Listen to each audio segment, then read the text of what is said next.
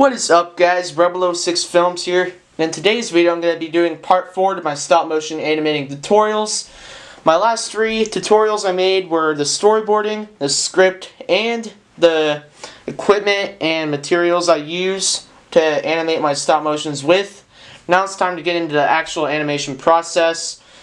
Starting with a few tips with animating.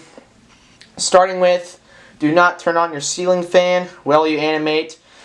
Because that can cause light flicker, which is a pretty big issue for me at the moment. I'm starting to get rid of it little by little.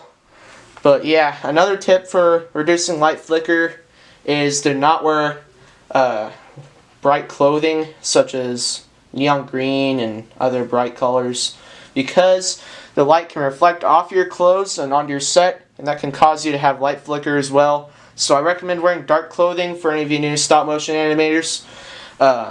Also, guys, be sure to have a good background, a good sturdy background. I use a lot of 2x4 bricks to ensure that my set won't wobble over. And I also put little plates on top of my 2x4s to be sure that they don't wobble like these ones do. I haven't done anything for those yet. But anyway, guys, that's it for lighting and set. Now it's time to move into actual animating. So, oh yeah, guys, also, if you're filming like an outside stop motion, be sure to have like a blue base plate as a backdrop. I recommend at least 2. If you're using a gray base plate, just use 2 of those blue base plates here, because it'll ensure that your whole entire base plate is covered and your whole set will have blue sky in the back. That's pretty much what I use if I'm doing any outdoor animations. And be sure to have a good light. Be sure to have good lighting on your backdrop as well. You don't want to have too many shadows on it like this one does. So yeah, that's pretty much all I have to say for the backdrop.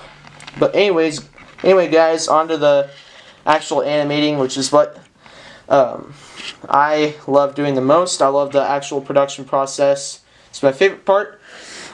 But anyway, guys, the first tip I have is easing in and easing out. So the way I do this is I start out with small movements, and then I make them larger, and then I make them smaller again.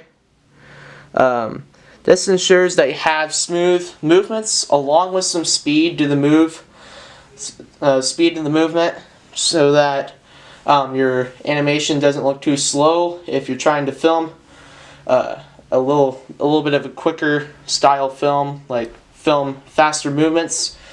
Also, guys, if you are gonna make a punch, what I would do is, hang on, guys, let me set this up real quick. I would have your figure start out with smaller movements. Hang on, guys. I'd have him start with smaller movements, like pulling the arm back, and then I would have him have some smaller movements again, and then larger ones as he comes in for the punch. Hang on, let me actually move him up a stud here. Faster movements as he comes into the punch, and then smaller movements as he finishes the punch. Just start with some smaller movements.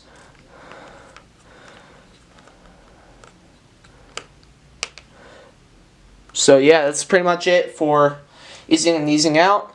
And the walk cycle, the way this walk cycle works best is at 15 frames per second, which is what I usually animate at.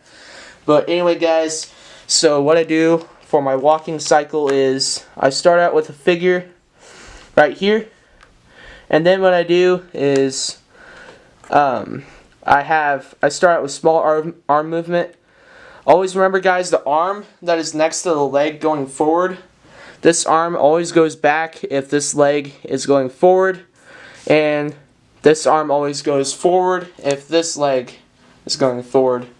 Try to envision you actually walking It helps to envision yourself walking. That will help you figure out which arm goes forward and which arm goes backward. But I start out with a smaller arm movement, and then I take a picture, and then I move the arm forward more and this one back more.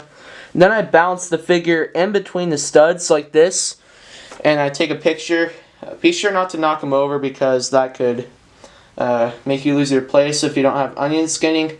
But balance them in between the studs, take a picture, and then sort of move his arms in and rest him on top of the stud. Don't push him all the way down on it.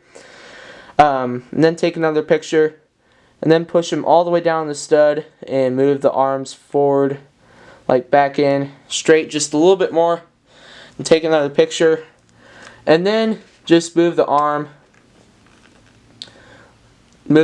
all the way straight along with the legs, and then you can move on to your next leg, and then the process just continues. Remember guys, maybe try and even film yourself walking and see which way your arms move as your legs are going forward. So that'll help you out when remembering which arm goes forward and backward. So yeah, that's pretty much all I have to say for part 4 to this tutorial with animating and tips and tricks. So yeah, if you enjoyed this video, do not forget to subscribe and turn on the notifications. This is brickfilms, over and out. Bye.